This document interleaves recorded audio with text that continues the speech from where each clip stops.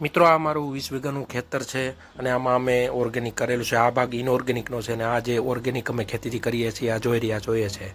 હવે આમાં આપણે જોશું કે જે અત્યારે રાસાયણિક ખેતી છે એમાં જો હું અત્યારે અહીંયા ખાડો કરી રહ્યો છું તો આમાં મને લગભગ નહીવત પ્રમાણમાં મને અળસિયા જોવા મળશે। તમે જોઈ રહ્યા છો અત્યારે કે અળસિયાનો એટલો બધો કોઈ આમાં મને દેખાવ થતો નથી। અને અળસિયા તમને ખ્યાલ હોય તો અળસિયા જમીનને પોચી કરે છે।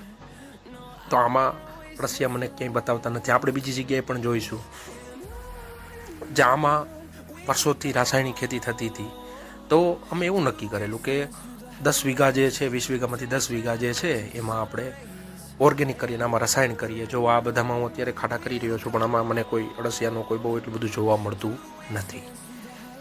તો ઓર્ગેનિક અમે ટ્રાય કરું તો એમાં કેટલો ફરક આવ્યો છે ને અત્યારે જે રાસાયણિક ખેતી છે અને એમાં બંનેમાં કેટલો ફરક છે એ આપણે અહીંયા જોઈશું। અને લગભગ 9 વર્ષ જેવું થઈ ગયું છે અમે આ કરીએ છીએ। અને જો આ જે સામે બધો જો ભાગ જોઈ રહ્યા છો ઠીક છે, આપણે હજી પણ ચેક કરી લઈએ એટલે તમને ખ્યાલ આવે કે કેટલો ફરક બંને ખેતીમાં આવે છે। તો આમાં પણ આપણને કંઈ જોવા મળતું નથી, બરાબર। તો આ એક રાસાયણિક ખેતીનું જે છે એ મેં તમને બતાવેલું। હવે આની આ જ વસ્તુ આપણે એકવાર ઓર્ગેનિકમાં પણ જઈને જોઈએ કે જે ઓર્ગેનિક જે ગૌ આધારિત ખેતી છે જે અમે કરેલી છે તો એમાં કેટલો ફરક અત્યારે દેખાણો છે। તો આમાં આપણે ક્યાંય પણ એક જગ્યાએ જોઈએ તાતડીથી ખાડો કરીને કે આપણને આમાં ક્યાંય અળસિયું દેખાય છે।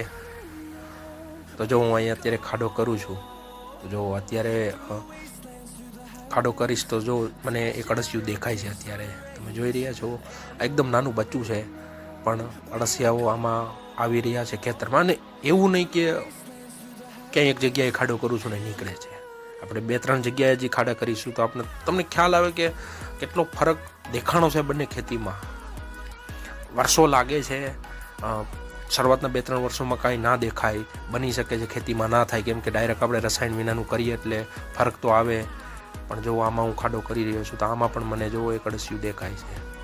જો મિત્રો અહીંયા રહ્યું અળસિયું, આ છે એક બચ્ચા જેવા નાના નાના અળસિયા છે પણ આને વધતા કોઈ વાર નથી લાગતી અને જમીનને એકદમ પોલી કરે છે આ।